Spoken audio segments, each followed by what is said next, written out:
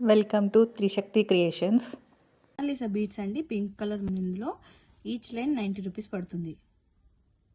Mona Lisa beads అండి, మనకి sea green colour 90 rupees పడుతుంది each line.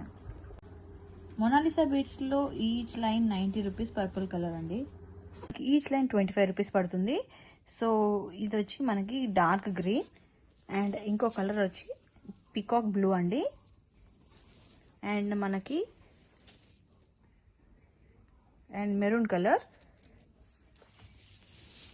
And sky blue, ఈ 4 కలర్స్ అవైలబుల్ ఉన్నాయండి.